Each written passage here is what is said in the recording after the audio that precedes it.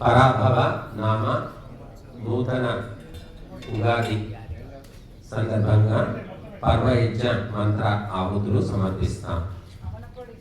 సామాగ్రి నెయ్యి సమర్పిస్తూ ఉండండి అమ్మా. ఓం సంవత్సరోసి పరివత్సరోసి రావత్సరోసి ద్వత్సరోసి వత్సరోసి ఉషసస్తే కల్పంతాం అహోరాత్రాస్తే కల్పంతాం అర్ధమాసాస్తే కల్పంతాం మాసాస్తే కల్పంతాం ఋతవస్తే కల్పంతాం సంవత్సరస్తే కల్పతాం రేత్యాయేత్యై సంజాతప్రచారయా సువర్ణచిదసితయా దేవతయాంగిరస్వధ్రువः సీద స్వాహా.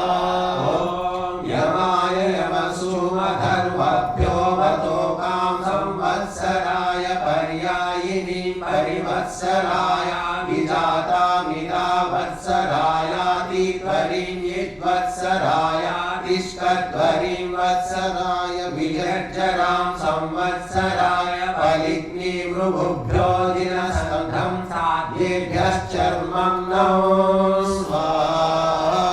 ఓం ద్వాదశ ప్రతయశ్చక్రమేకం త్రీణి నభ్యాని కభూతచికేత తస్మిన్ సాకం త్రిశతాన శంఖవోర్భితాః షష్టిర్న చలాచలా సహ స్వాహా.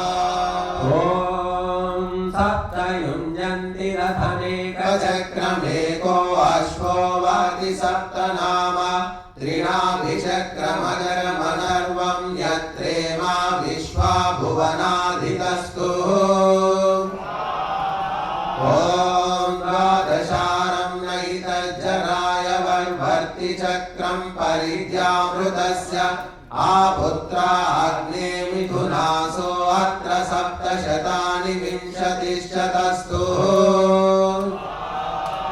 ఓం పంచపాదం పితరం ద్వాదశాకృతిం దివ ఆహు పరే అర్ధే పురీషిణం అధేమే అన్వహు పరే విచక్షణం సప్తచక్రే షడర ఔదర్పితం.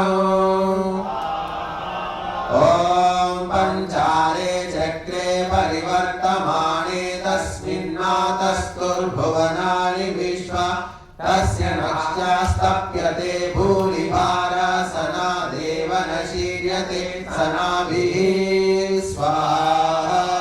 ఓం సనేమి చక్రమగరం వివావృత ఉత్తమాయాం దశయుక్తా వహంతి సూర్యస్య చక్షురజసైత్యావృతం తస్మిన్నార్పితా భువనాని విశ్వా.